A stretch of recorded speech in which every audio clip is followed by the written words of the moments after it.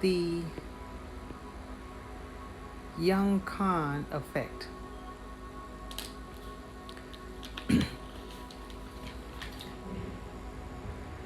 He says, if you teach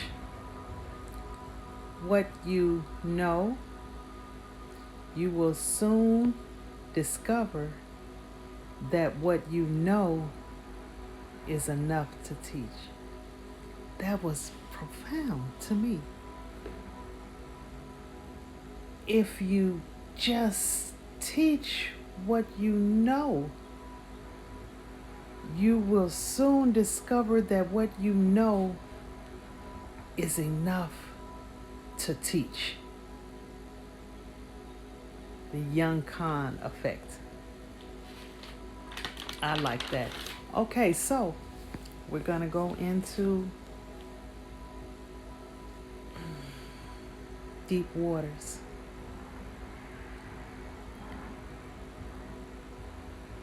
These are the results of my one-on-one coaching session.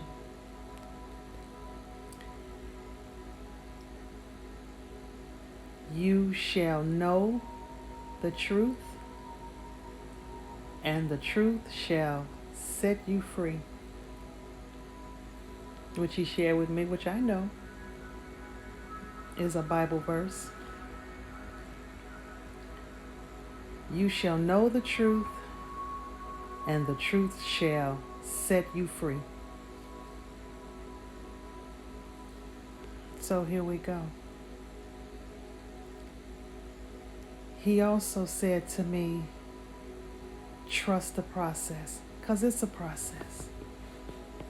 Trust the process. So I'm getting ready to trust the process.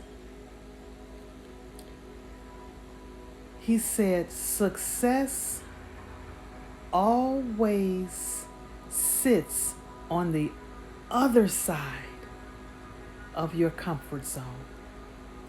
Success always sits on the other side of your comfort zone.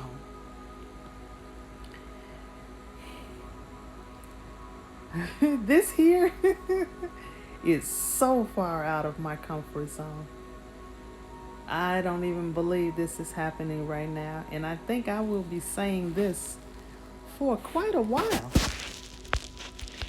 Because it's going to take a while for me to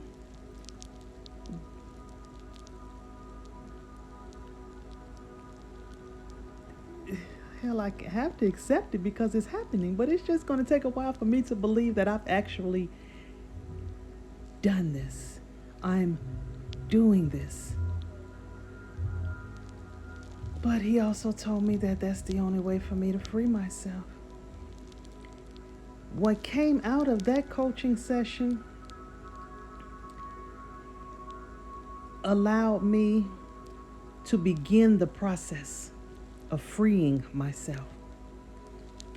Because after that, it was such a burden lifted. And I don't know if burden is the word, but I felt light as a feather. I still don't even understand this, but let's go into what he touched on. Yeah. 4 steps to finding love. The love that I needed, personal. Has nothing to do with everyone else. 4 steps to me finding the love that I never had. And he went all the way back to its starting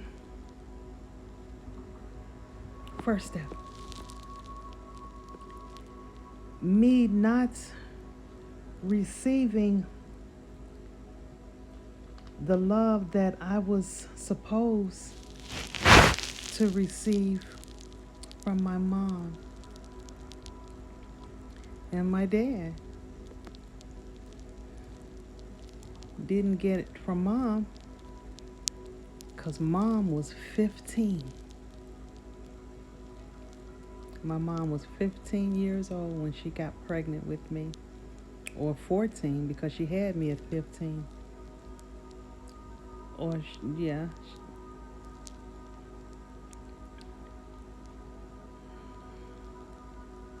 we were taken from her. I won't say taken, but I will say it because that's the language that she uses. She said because she was so young, her mother decided for her that she couldn't care for me because she didn't know anything about having a baby, raising a baby, doing anything with a baby. So her mother took me from her. So right there, that started a disconnect from my source because she took me from my mom. I don't know the complete story in the beginning with my dad other than what my mom shared with me during the times when she had a little sanity because she lost her sanity. She's I'm sure that whole story will come out in my session, in my revealing.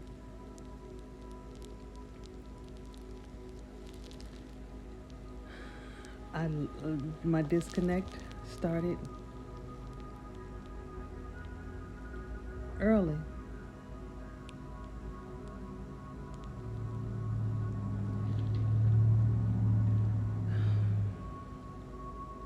Boy, oh boy, I have to detox my entire life.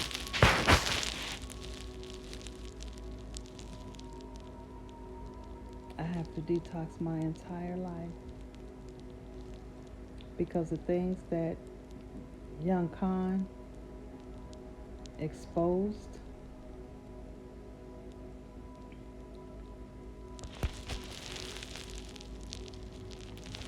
was mind shattering. Mind shattering.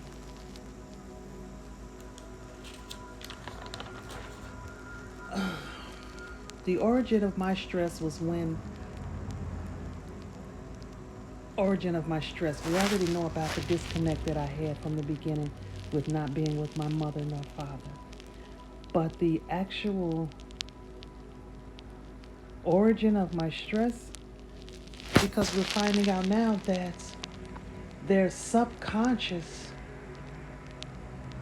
stress going on that I haven't even been aware of. So he's taking me all the way back because there's pressure going on in my blood pressure. And the doctors are so unsure of what on earth is causing such high numbers that they cannot seem to control. So when I shared that with young Khan, he knew that we had to go back to the origin of my stress. I have been looking for love in all the wrong places. After being disconnected from my source of life, which was my mother.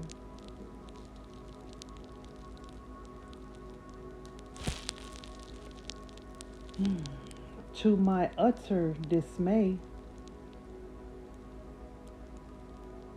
I still haven't found it.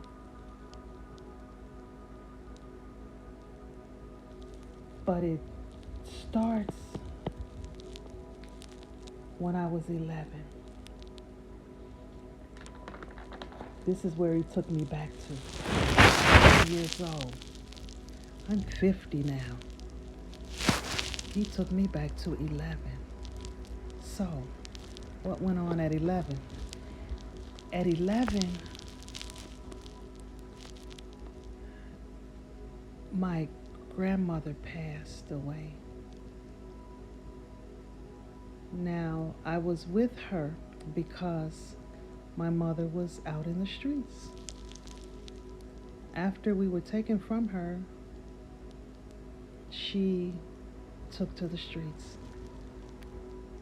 And from 15, 16, 17, 18, whatever year it was that she decided to start to moving around as she did, we ended up with my grandmother, her mother. My grandmother died when I was 11. That's where all holy hell broke loose. At 11, when my grandmother passed, we were forced to have to go with my great grandmother, my mother's grandmother, since my mother's mother has now passed. So here it goes now. My moving around, my life being shuffled around.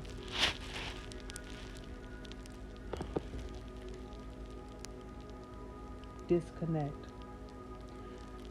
From 11 to 16, I lived with my great grandmother. That was the worst. The worst.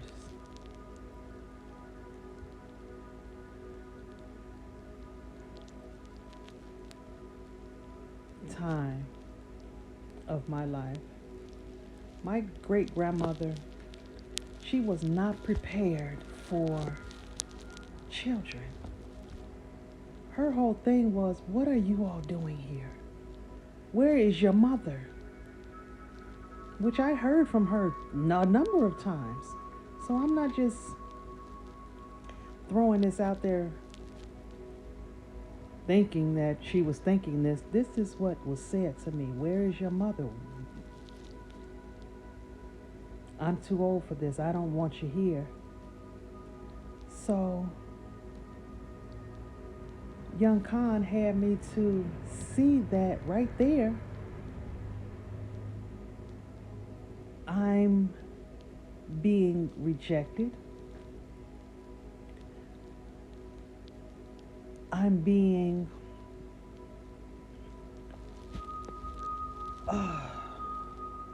fed the feeling of being unwanted. She clearly said it. So, of being unwanted. So, this is at 11 now.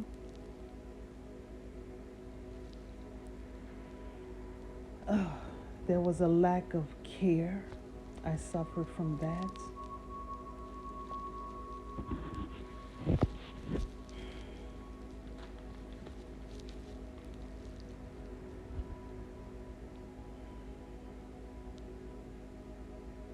All of this coming out now is heavy. With us practicing Dianetics and being audited,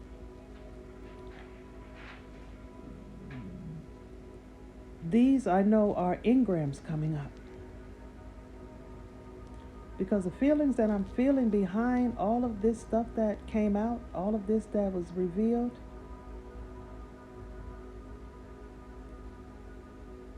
it's heavy.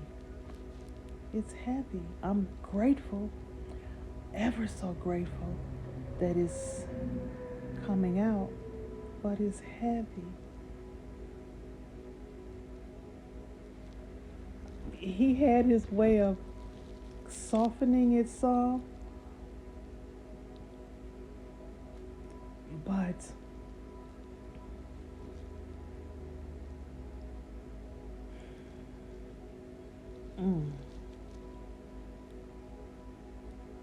I was left alone. during that time from 11 through 16, because I lived with her for 5 years, my sister and I, because I had a baby sister. My mother ended up having another baby. So both of us were pushed onto my great grandmother. So I wasn't there by myself, but I caught it the worst because even though she was not prepared to have two little girls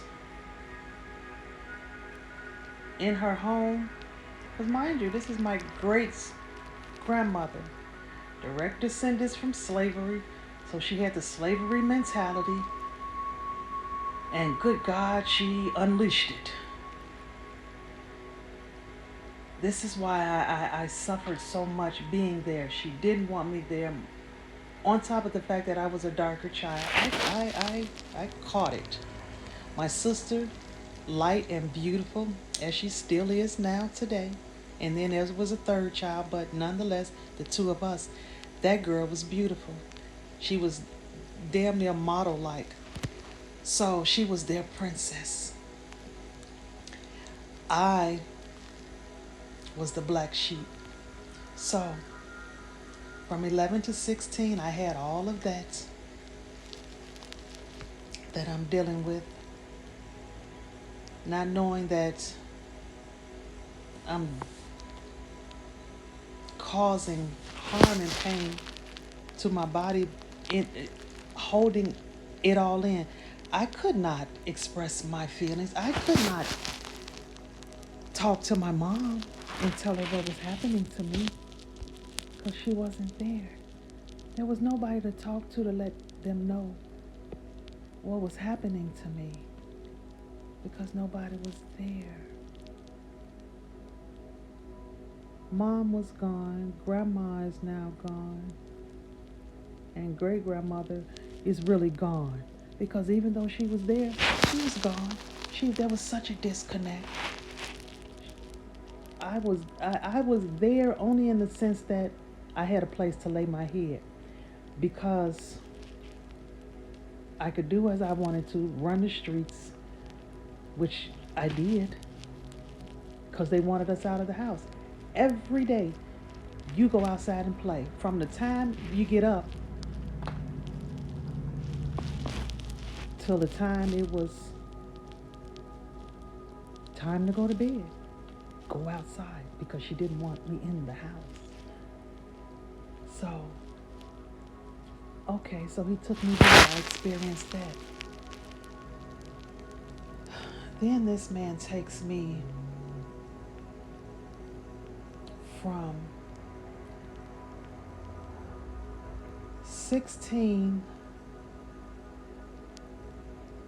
to 18 because at 16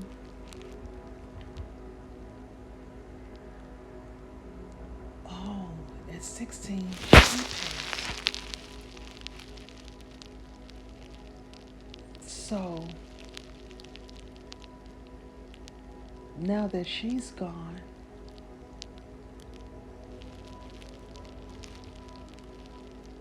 let me back up a little bit. Because during the time that I was there, I met a young man who, oh boy, this is where Theyoungkhan shook my world. Because he said something to me after I shared this with him. He said something to me that I was not expecting this man to say. But let me lead you on into that part. At 16, I met my son's father.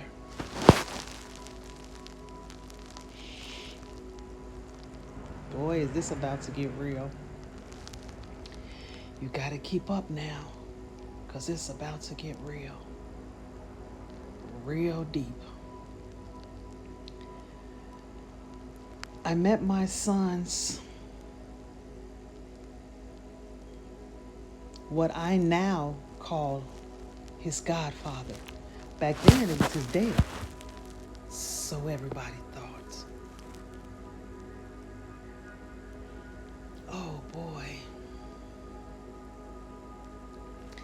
So I met my son's godfather, who everyone thought was his father. I met him one day as I'm walking down the street. I had seen him around the block that we lived on, but I saw he was older and he was on the streets. He was fast. He had a car. He lived the fast life. I knew what he was doing. I was 16. He was 18. He had multiple cars. We know what he was doing. Back in the 1980s, because this was 1986. I want to say 1986. He saw me one day walking down the street that he may have seen. He may have seen it a number of times. But I was walking to school. I lived on 56th and Lafayette at the time. And I went to Dunbar High School, 30th and King Drive. I had to walk because school was my getaway. School was, I guess, my safe haven. I knew I could eat because my classmates always ate and they always shared. So I knew I was going to eat for the day. So I wanted to go to school, one, to get away from the house, to get out of the streets, and so that I could eat. So I walked to school. She wouldn't give me money because she didn't think I was going to school. So you assume I'm not going to school, so you decide you're not going to give me money to go to school. He saw me walking one day, one of those days, and asked me where was I going. So I shared with him I was going to school. He asked me, did I want to ride? Of course.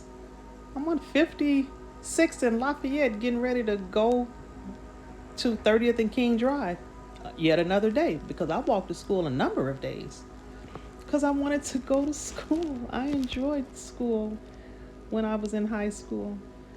So nonetheless, he sees me. He takes me to school. He befriends me because I ended up being taken to school every single day from then on. And he picked me up from school. So now I have a ride to school. I can get to school because I wanted to finish high school so bad. I did want to do that. I think I knew something about statistics. And I wanted to finish high school.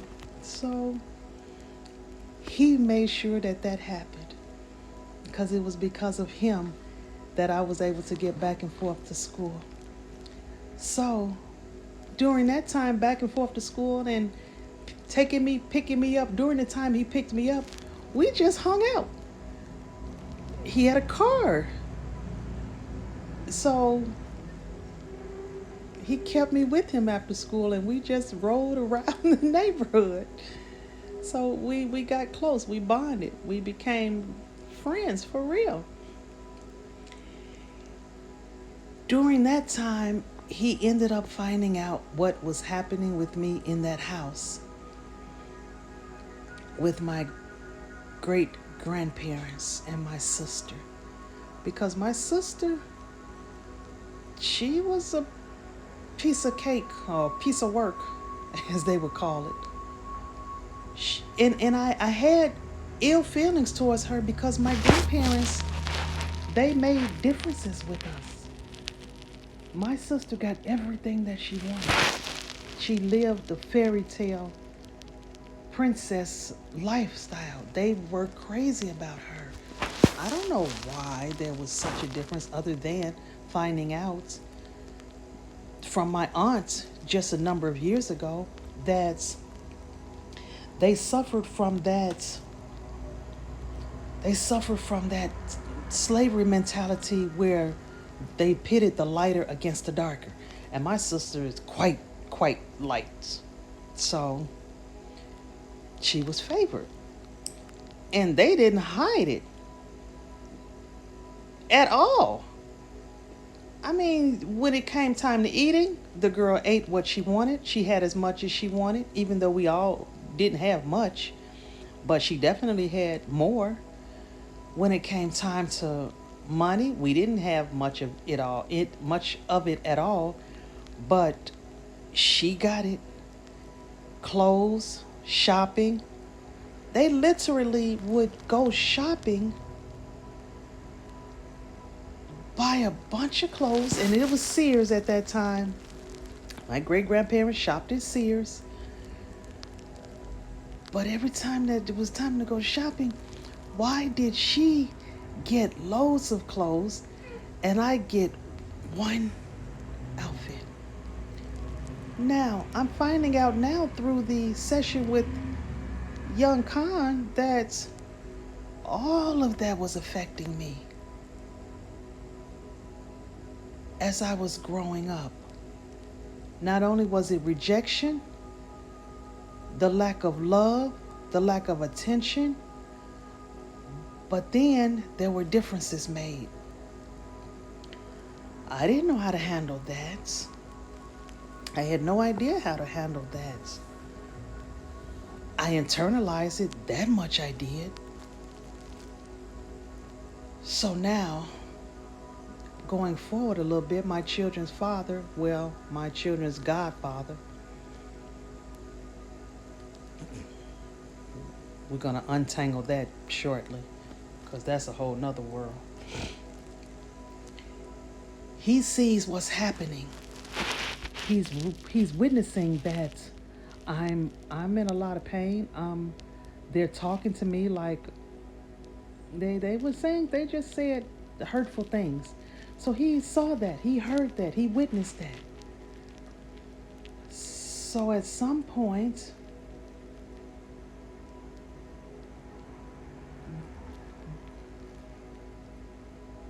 he takes me out of that environment. I went from riding around the the neighborhood with him to actually moving in with him. I actually moved in with him in his vehicle first. Yeah. I don't know if one day she got mad about something and put me out, which was convenient for her, but I ended up, my clothes were in his trunk. I lived out of his trunk. For a number of days, he had me, would take me to a hotel room and it would just be me. He would assure me that I'm okay, drop me off, give me a few of my clothes, allow myself to be, or get my things so I can, in other toiletries and things so I can clean myself up. While I was there, he didn't bother me at all. He was great. He literally cared for me. That was the first time that I've ever really felt cared for. He did that. I ended up going from the trunk of the car to him literally moving me in with his dad, because he didn't he oh, he did live with his mom. Okay, so he lived with his mom, but because of me and needing a place to stay, he moved in with his dad and moved me in there too. So now his dad was okay with it. They took a liking to me, and it felt great. I felt great. I had access to two cars. I had money. I had food. I had some place to live. I felt loved. So I was living it up. So I thought. So from there comes another tragic part in my life. He broke it down. Young Khan broke this down in a way I didn't see coming.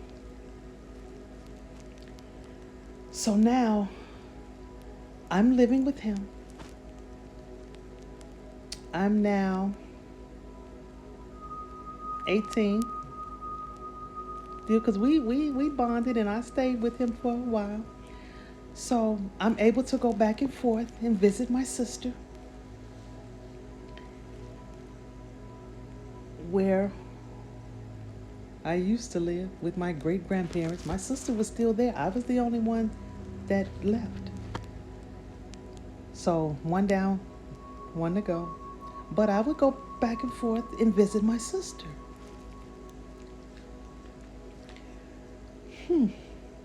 So one day, a number of days, boy, here we go. Boy, young Khan, you did this to me. I thank you though. I thank you though, because it freed me. Because he really made me tell my story. Boy, did he ever. Okay, so I'm going back and forth now, visiting my sister. Here on the block at the house. Now, I think back then there were neighbors upstairs. We had neighbors. We were it was a little community family. So now the neighbors are upstairs. It's the summertime, so we're out and about now.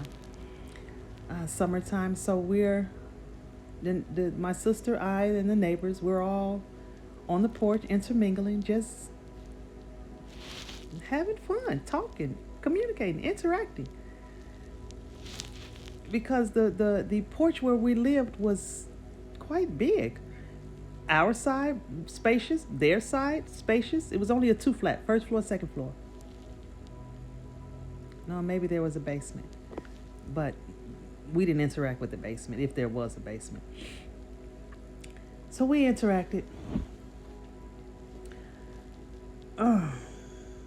He lets me know that, well, he has me to reveal, which I had put out of my head. Because out of sight, out of mind went for many years with me. So,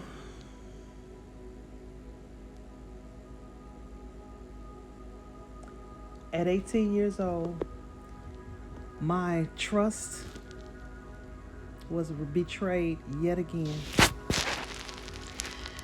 The man that I lived with, that I adored, that was caring for me so well,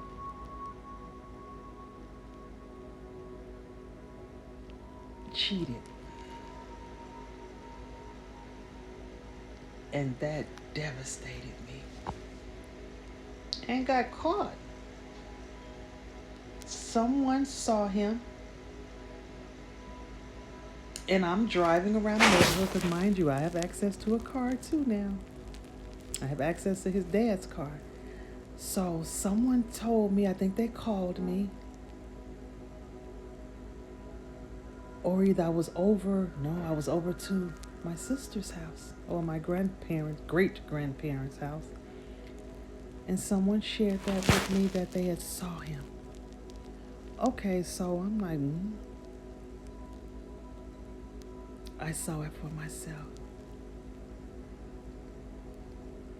I witnessed it for myself. So There, young Khan lets me know that there's another devastation right there in my life. So, here is when another side of me comes out. I didn't confront him. Nope. I held that in to myself. I kept that to myself. No, I didn't confront him.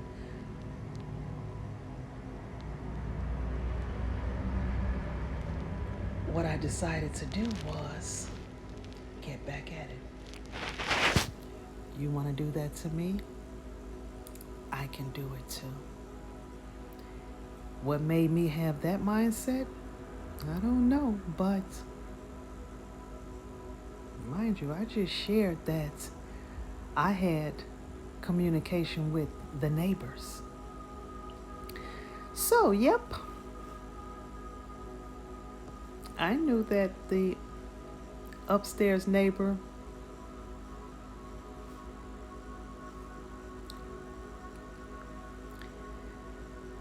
was cute. And some other stuff about him I won't go into details about. But it didn't really too much matter because he had a girlfriend and I knew that. So I wasn't too bothered about that. But because I had been cheated on,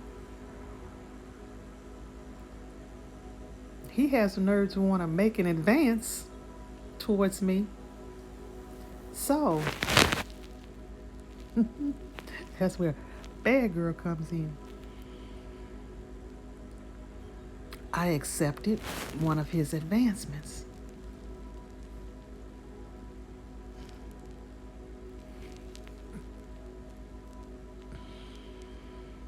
And I ended up upstairs.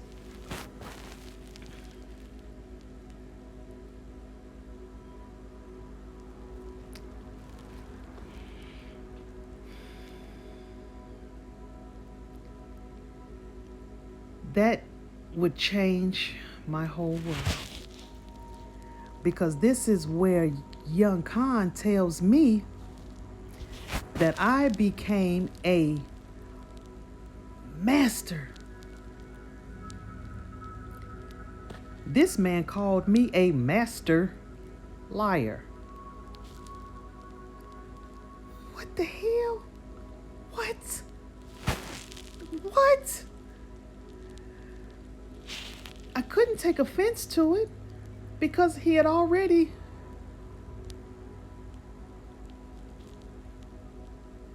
said some things to me that made me be okay with the way that he was communicating with me because I knew it was coming from the heart. I knew his coaching, he was being tender with it to start because it got real. That interaction that I had with my neighbor upstairs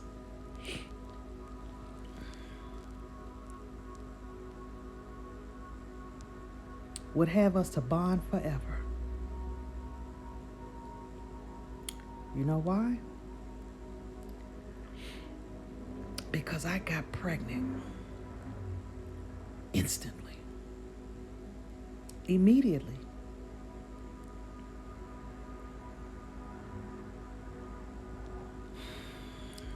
This is where young Khan tells me that my world of lies started. Because there was no way on the face of this earth that I was able to tell anyone other than my sister and him that I was pregnant. I'm living with,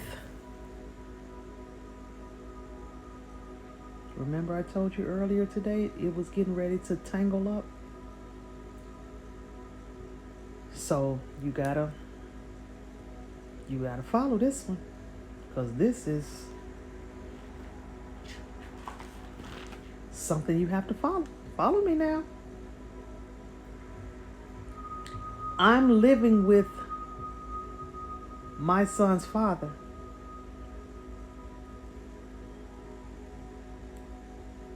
I have to call him Godfather right now, my son's Godfather, for the sake of you all not being so confused.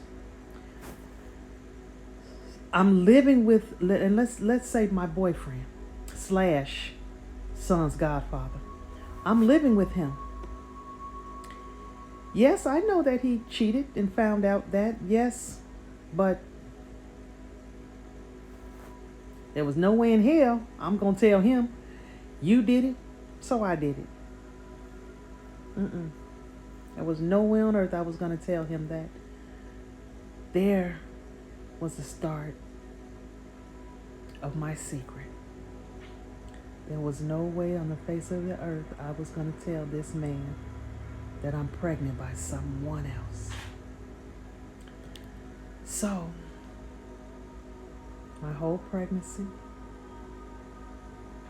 I knew whose it was. The father knew who it was. His mother knew that I was pregnant by him. My sister knew. His uncle knew. But this was something that had to be kept quiet. There was no way on earth that I could tell this to anyone else.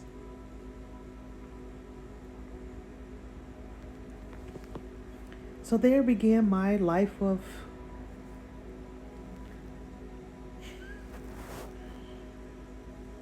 Lord have mercy, Theyoungkhan. Okay. There became my life of a master lie. And this carried on all the way up until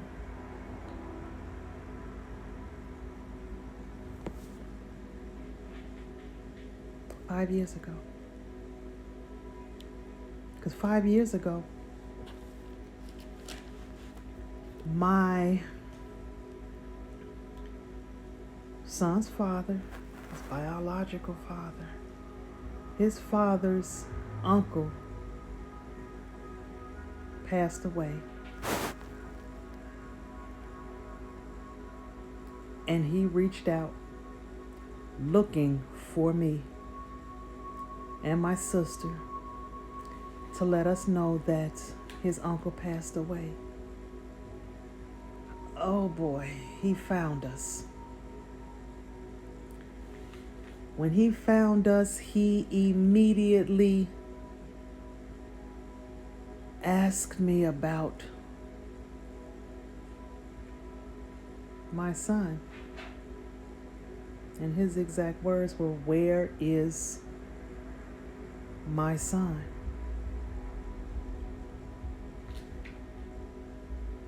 He asked me, did he know? Did I ever tell him? No, I didn't tell him. And I had lost communication because, let's go back just a bit. When I found out I was pregnant, of course I couldn't share that. We continued, my boyfriend and I at the time, continued living together. Through the pregnancy, I'm still living there. My child's father is knowing that I'm pregnant. My boyfriend is knowing that I'm pregnant. But of course, as far as he's concerned, we are having a baby.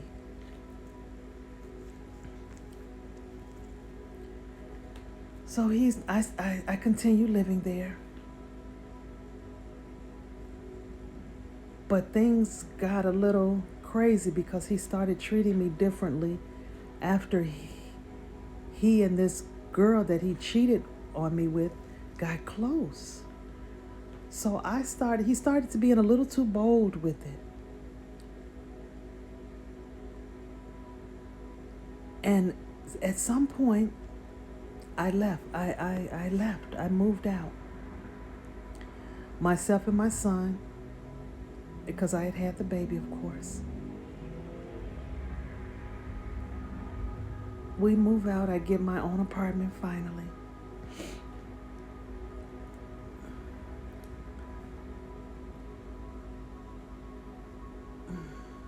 This is so much. Oh my goodness, this is so much. This is too much.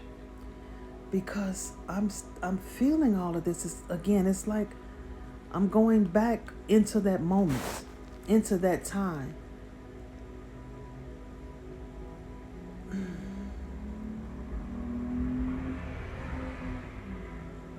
I don't want to feel this. I don't want to be experiencing this right now. So, let me push through. Because I know that's what Theyoungkhan would say, push through. So, let me try to get back on track so that I can push through.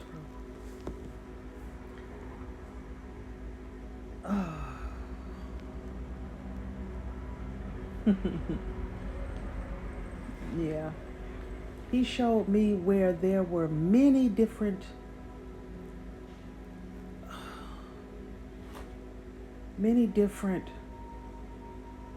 I don't know a word I'm looking for, but here goes another time. Let me say that. Here goes another spot.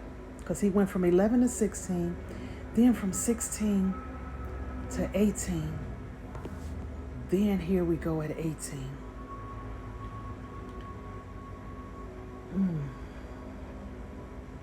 Also at 18.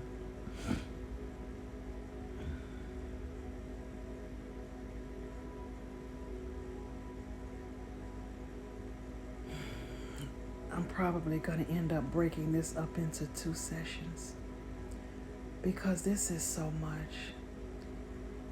And I can feel my heart beating so fast because for whatever reason, it's taking me where I don't want to go. And I don't want my emotions to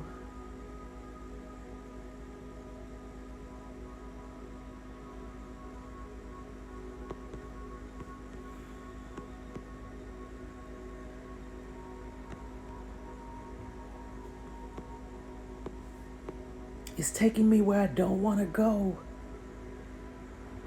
So I don't know if to break it up, if to continue, or push through.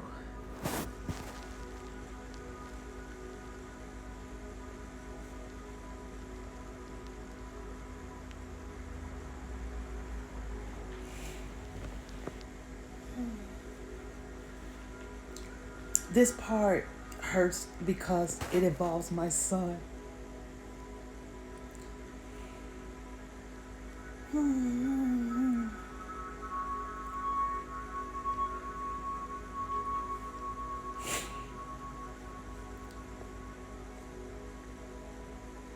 This lie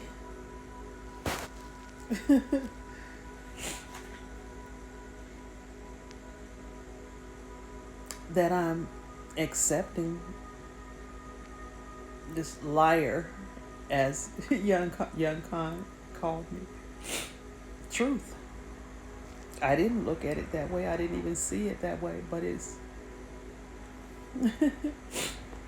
I carried it.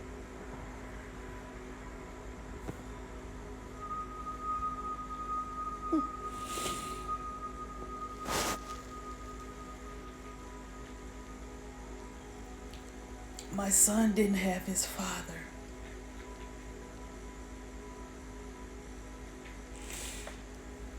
Because of a lie.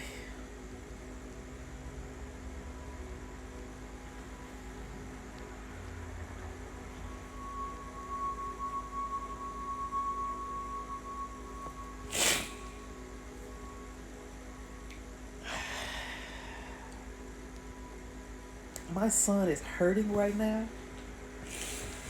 He's 31 in age.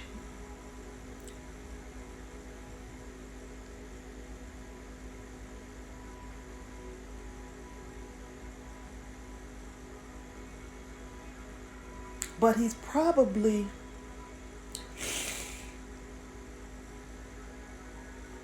5 years old when it comes to being stuck in pain. He doesn't know how to express himself. And I found out through my session that he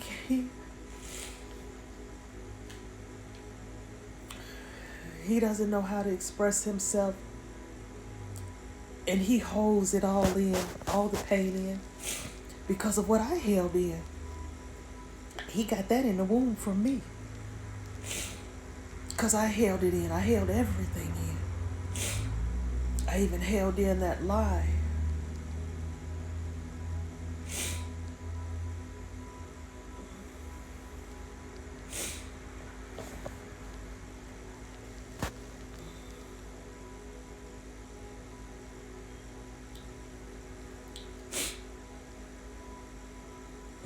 My son's father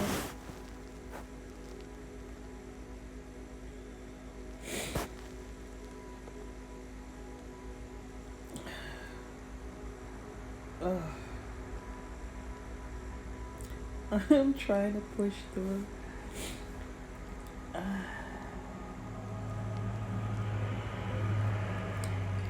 I'm trying to push through.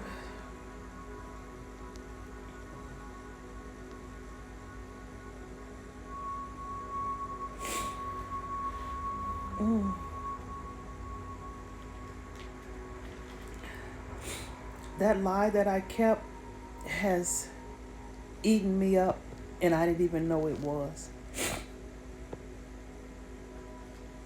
I didn't know that I was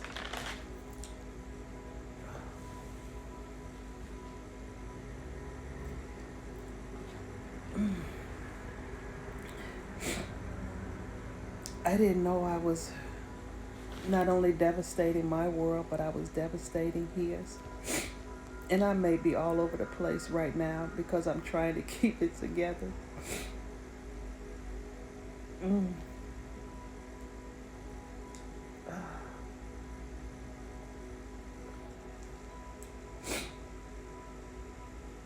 I'm in a lot of pain right now because I'm seeing now why my son and I are so disconnected.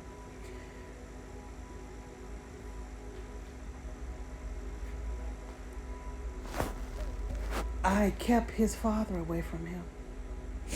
My son has been searching for a father for his whole entire life. Because even though I lived with my boyfriend, who my son thought was his father, there was a disconnect there. So my son has been disconnected from manhood all of his life. Not only, and his father, my boyfriend, eventually passed from the streets. He was killed. So my son, my son was 5 or 6 when we found out. So not only was there a disconnect from birth on through, because for whatever reason he didn't bond with him, so he didn't have him, and then he passed on.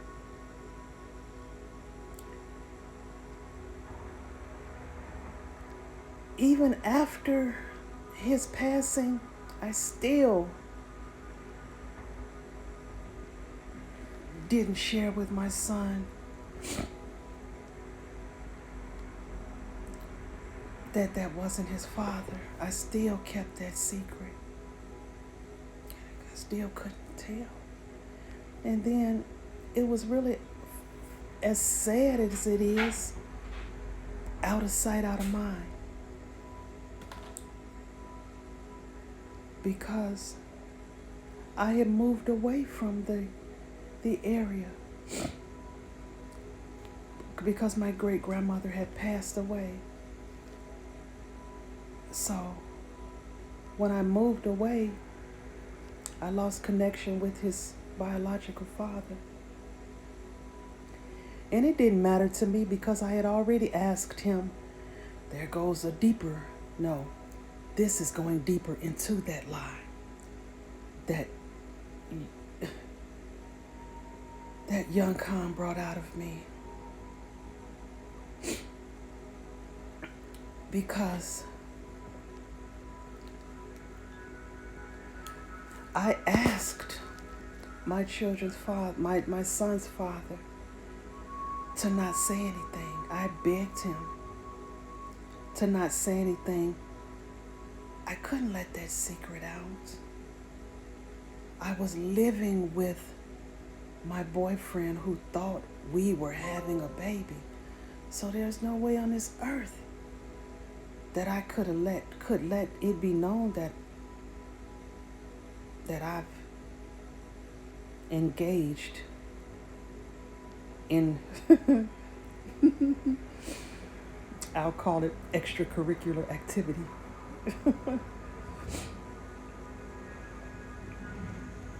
So I couldn't let him know that, so I asked him, and he honored that. To this day, I have to give him credit for honoring that, because he didn't want to see anything happen to me. And he knew that if my boyfriend found out, mind you, he's from the streets. We're in the streets. This man is big time. We're in the I don't want you to know what world we were in, but I was making money. We were making money. We drove cars. So you know, if I was in that life, in that world, and I was his girl, there's no way in hell that he could find out that his girl has been with someone else. So no, that could not be revealed. So I had to ask him to please keep that a secret. And he did. So, fast forwarding now, when his relative passes away, he reaches out looking for me. And the first thing he wants to know is, where is his son?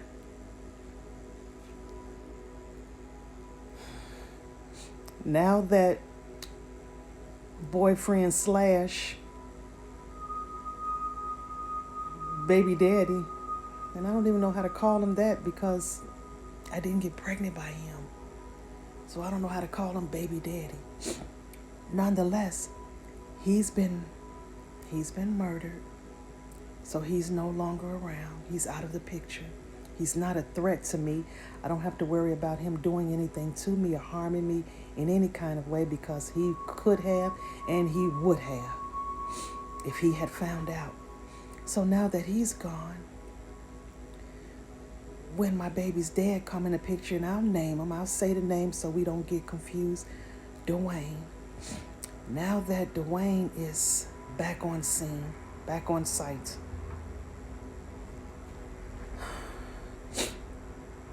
and wants to know where is his son.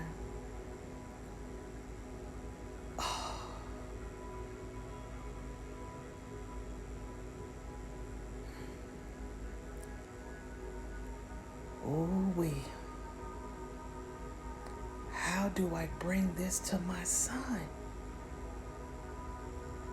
My son is 30 years old now, and he thought the father, that only father that he's known that he had, he's thought that he is dead.